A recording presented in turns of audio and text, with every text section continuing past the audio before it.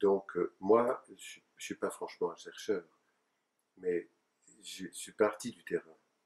C'est que je ne suis pas parti avec des hypothèses de recherche. Je suis parti avec, dans tout mon parcours est comme ça, avec des constats en me disant ah bon, c'est comme ça, mais on ne m'avait pas dit ça. Ça, on ne m'avait pas du tout dit. On m'avait même plutôt dit le contraire d'ailleurs, souvent. Alors, on m'a dit ah bon, alors il faut aller chercher, il faut comprendre.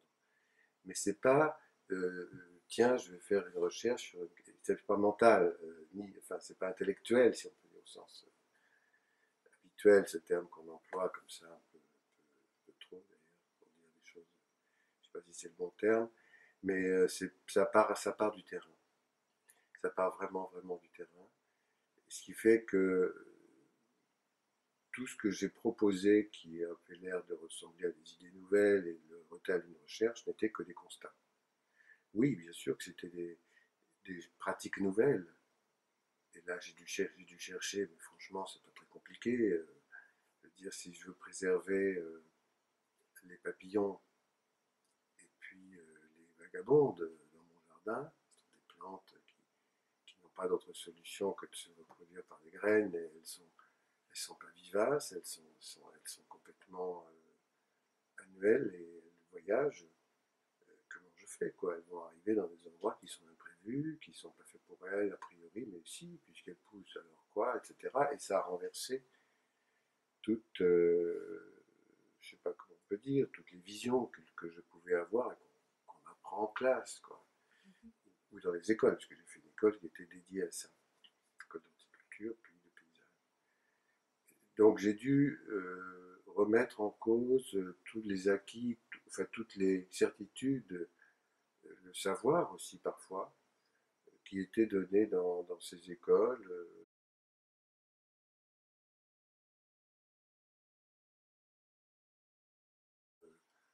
Je suis rentré à l'école du paysage à Versailles, comme enseignant, hein, cette fois-ci.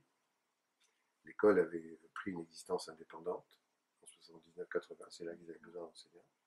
Avant, ils étaient encore dépendants de l'école d'horticulture.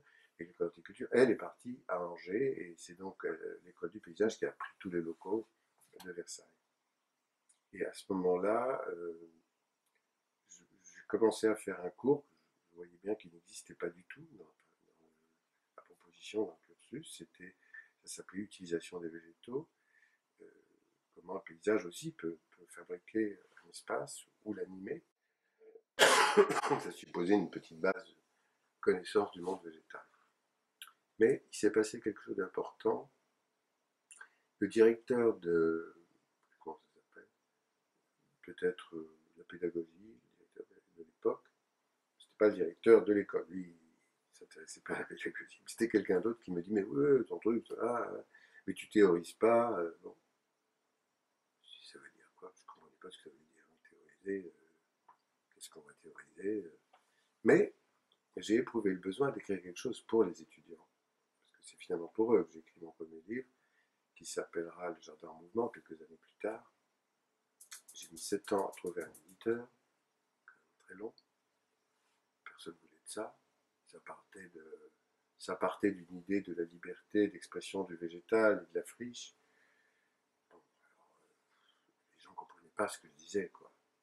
C'était vraiment, je sais pas, enfin, pour moi c'était très évident parce que moi j'avais vu tout ça, j'étais allé dans ces lieux, j'avais vu les paysages évoluer dans ma région, dans le Limousin, et je pensais qu'on pouvait vraiment travailler dans ce sens, faire quelque chose avec.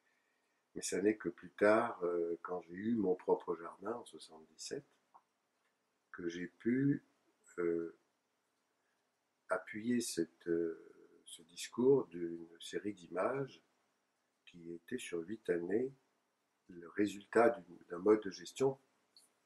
Bon, c'est pas un jardinage classique du tout, partant de mon observation, si vous voulez.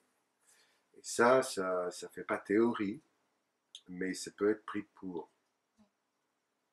Bon, alors ça a donné, ça fait un peu un choc dans la profession. Moi, je ne me rendais pas du tout compte.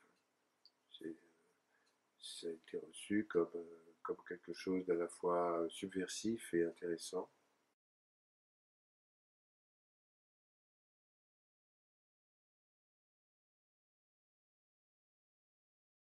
Ça, alors là, Oui, oui, j'ai oui. encadré des thèses.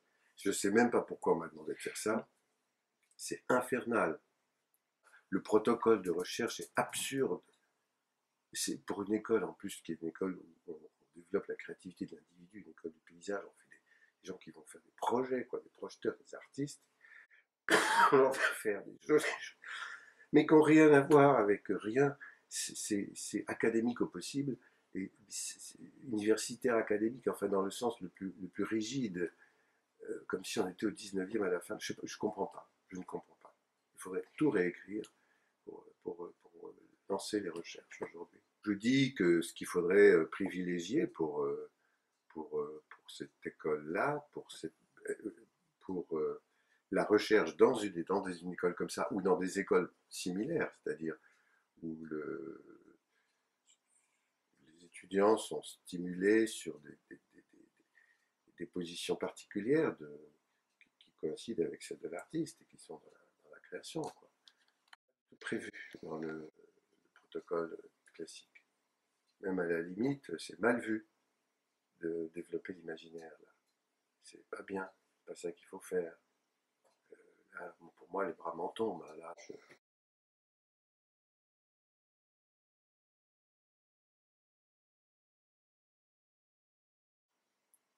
c'est peut-être, et ça, je ne pourrais pas dire si ça marche comme ça avec ces termes-là. Disons que moi, je leur demande d'imaginer quelque chose qui n'existe pas. S'ils sont là, c'est parce que on leur demande de venir, on leur demandera plus tard si on dans ce métier que nous avons, et on leur dira faites-nous quelque chose, bon, mais c'est pas pour reproduire un modèle, y compris en le déclinant à partir de quelque chose qui est déjà. Non, c'est pour en inventer un. C'est pour inventer, ce ne sera pas forcément un modèle, mais pour inventer quelque chose en tout cas. J'essaye de ne pas leur donner tout de suite les éléments, disons, de la lecture objective du paysage, c'est-à-dire les surfaces exactes, toutes les données qui sont celles de l'histoire, ou de la société, des données économiques, politiques, techniques, pH du sol, je ne sais pas quoi, mais plutôt de les mettre tout de suite dans la situation émotionnelle de l'espace et de leur dire, ben là, qu'est-ce que vous feriez si vous étiez là? Vous imaginez quoi si vous étiez là? Vous habitez là, vous vivez là, vous faites quoi? Étant donné les circonstances d'aujourd'hui, étant donné quand même un certain nombre de questions. S'ils n'ont pas les questions, c'est trop dur, pas possible. Il faut quand même qu'ils soient resserrés dans un cadrage comme ça. Alors là, peut-être que ça les lance sur une piste de recherche. Je pense que oui, bien sûr, c'est, moi je ne parle pas de recherche, je parle d'imaginaire. C'est pas exactement le même mot. Il faut qu'ils imaginent quelque chose qui convienne à la finitude spatiale, le fait comment vit-on demain, qu'est-ce que c'est que la proximité de société, quel est le niveau de pollution, etc. Bon, ils ont ces questions-là. Ils ont le maire d'à côté qui veut faire je sais pas quoi, ils ont un certain nombre tout de suite. Puis après, on rentre dans des données encore plus précises qui font que c'est faisable ou pas, le projet qu'ils vont inventer. Mais il faut d'abord qu'ils aient une idée, avant de savoir si c'est possible ou pas. Parce que s'ils n'ont pas émis l'idée, il ne se passe rien, quoi. Alors, aussitôt qu'ils émettent ce rêve, il s'agit d'un rêve, je leur demande de rêver.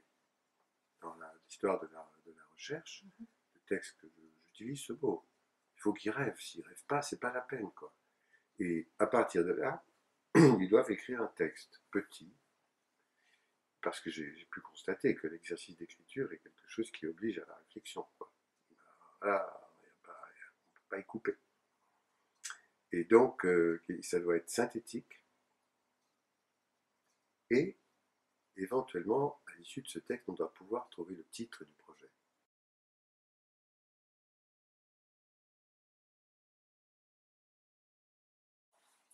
Ben, moi, j'avais compris que c'était, dans la vision académique des choses, un objectif qui est déterminé au préalable. Et donc, je vais chercher qu'est-ce qui peut régler ce problème-là. C'est une recherche quasi scientifique et médicale. Je la vois comme ça, et peut-être que c'est un tort, je n'ai pas la bonne vision de la chose, c'est peut-être trop étroit, mais j'ai toujours un peu compris comme ça. Je vois aujourd'hui certaines thèses sur le paysage, hein, qui sont tellement ciblées, tellement étroites, que je me dis, bah oui, c'est exactement comme ça, on cherche. Bah, on se pose la question, quel peut être le rôle des paysagistes de la fin du 19e et début du 20e, parce qu'il y a quelqu'un qui travaille là-dessus en ce moment, je vois bien ce que c'est, quoi. Il n'y a aucun imaginaire, là. Il n'y a rien. C'est juste de la compilation d'archives. Avec un point de vue qui est émis, d'accord. Mais enfin, moi, j'ai des doutes, quoi. Est-ce que c'est ça la recherche? Quelle tristesse.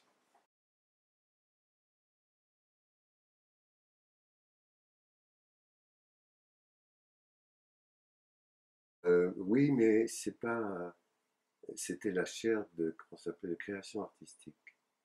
C'est-à-dire quelque chose qui est un peu marginal par rapport. Et ces chaires-là, il y en a quelques-unes qui sont comme ça. Elles sont annuelles. Heureusement, d'ailleurs, c'est un travail de dingue. C'était très très beau et très intéressant. Et ça m'a beaucoup plu, hein. Je répondais un peu à l'invitation de Philippe Descola, qui est quelqu'un que j'apprécie vraiment beaucoup. Et je connaissais bien ses œuvres, il connaissait bien les miennes. Donc j'ai absolument pas hésité, sauf que j'étais hyper surpris. Et puis ça m'a obligé à abandonner plein de projets pour pouvoir m'atteler à cette chose. Parce qu'on parle devant 400 personnes, on ne sait pas qui, il y a tous les âges, c'est un mystère un peu. Et puis il faut leur montrer, leur dire quelque chose qu'ils n'ont justement pas entendu.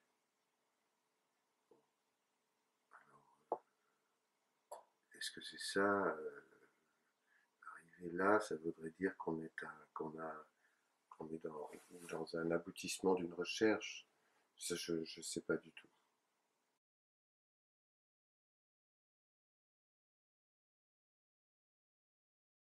Moi, je trouve que c'est idiot de garder les trucs pour soi. Ça sert à quoi? Franchement, alors, je comprends pas.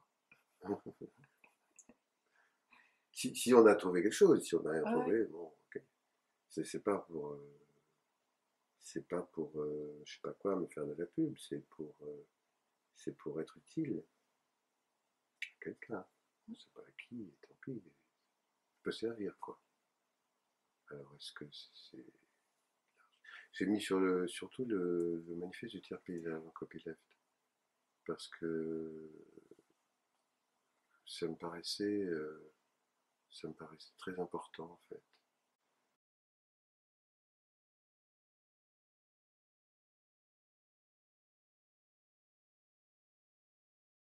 Et dans mon métier, je pense que elle prendrait vraiment une dimension particulière.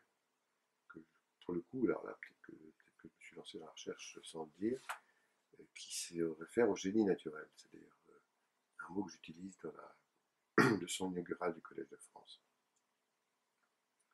Le génie naturel, c'est ce que nous avons ignoré avec beaucoup de mépris, peut-être plus après la guerre, deuxième guerre, qu'avant, parce que on est rentré dans une ère de la maîtrise, de l'illusion de la maîtrise par la technologie, grâce à la chimie et aux biomachines, en particulier pour ce qui est de l'espace agricole et horticole, c'était vraiment fou, quoi. Mais ça s'est accompagné d'un accroissement de la perte du savoir, qui était très empirique, qui n'était pas conforté par la science, ou très rarement, sur le génie naturel. Et si autrefois il y avait bien sûr des gens qui pouvaient dire oui, la fraise aime le poireau, ou je sais pas quoi, c'est mieux de mettre deux plantes comme ça, côte à côte, parce qu'il y aura un résultat. C'était empirique, c'était très juste, c'était absolument mal vu. Dire, oh, c'est le truc de bonne femme, de sorcière, c'est des machins de débiles mentaux, c'était comme ça. L'écologie a été vue comme l'écologie ou l'observation du vivant, comme quelque chose de poète, un peu barjot, quoi. Il a dit, continue donc à prendre les gens qui parlent de ces choses-là pour des fous. Et malheureusement, ça va dans le sens d'une perte du savoir. Or, il y a un projet là sur lequel je suis, à Cargèse, en Corse, projet de 8 hectares qui appartiennent au CNRS, donc c'est un centre de recherche scientifique. Là, on est dans la recherche. Indiscutablement, on ne peut pas, le mot y est. Il y est. C'est N-R-S. Tout va bien. Et, ok, projet d'aménagement de paysage. Et je dis oui, mais on me demande, et ça, je n'avais pas prévu, un protocole de recherche scientifique associé à mon métier. Et je dis, ben, je propose. D'abord, ça m'a étonné, mais en plus, ça m'a amusé. Et j'ai dit oui, alors, conversation entre les plantes. Et ça, ils ont pris. Parce que quand même, chez les scientifiques physiciens, plus que chez les chimistes, il y a des gens qui savent qu'il y a beaucoup à apprendre dans ce domaine-là. Et moi, je suis évidemment à la fois émerveillé par le génie naturel, le peu que j'en sache, le peu. Il y a un très beau livre de Francis Allais qui s'appelle Poétique botanique, là, il faut que vous la jetiez si vous voulez comprendre de quoi je parle. Et je garde parce que je n'ai pas fini, sinon je vous donnerai. Et émerveillé et inquiet du fait qu'on n'aille pas plus loin dans ce domaine. Et si on va plus loin là-dedans et qu'on comprend quelque chose, on saura mieux jardiner demain. Donc le futur, pour moi, il est là. Comme je privilégie le vivant dans ma démarche de paysagiste, je pense que la recherche, elle est beaucoup plus centrée là que sur n'importe quoi d'autre. Il y a bien d'autres domaines, mais là, c'est fou, quoi. Est-ce que c'est bien de mettre un palmier en même temps qu'une liane? Peut-être, mais peut-être pas. Mais enfin, on n'en sait rien, on est nul, mais à un point fou.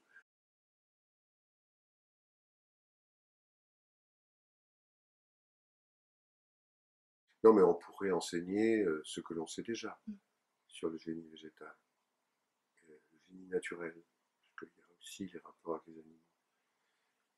Mais on ne le fait pas parce que si on vous dit ça, moi, depuis toujours, hein, je disais, faut faire de la botanique sérieusement et que ce soit sanctionné pour que les étudiants comprennent que c'est une discipline qui a de la valeur.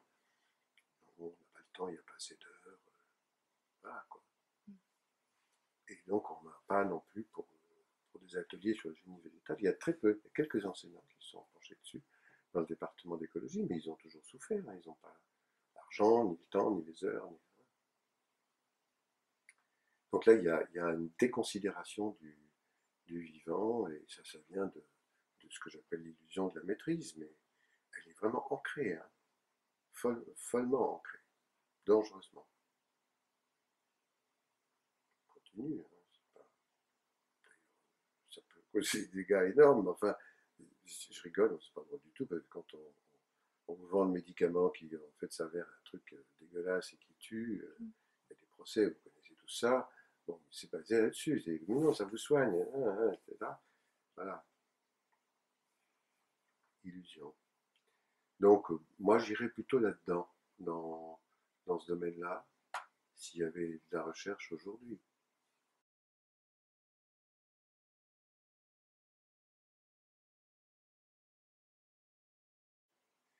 Ben, c'était la question de Francis Allais, d'ailleurs, qui fait partie des 4 chercheurs qui se sont inscrits sur ce protocole de recherche que je proposais. Et quand je lui ai dit, c'est en vue éventuellement d'améliorer notre jardinage au sens large du terme pour demain, il y a un objectif. Pour le coup, là, ça va avec. C'est-à-dire qu'il y a l'objectif, ce que je dis être ce qui focalise, enfin, rétrécit aussi peut-être le champ de la recherche, je ne sais pas. Et il y a le beau recherche. Bon.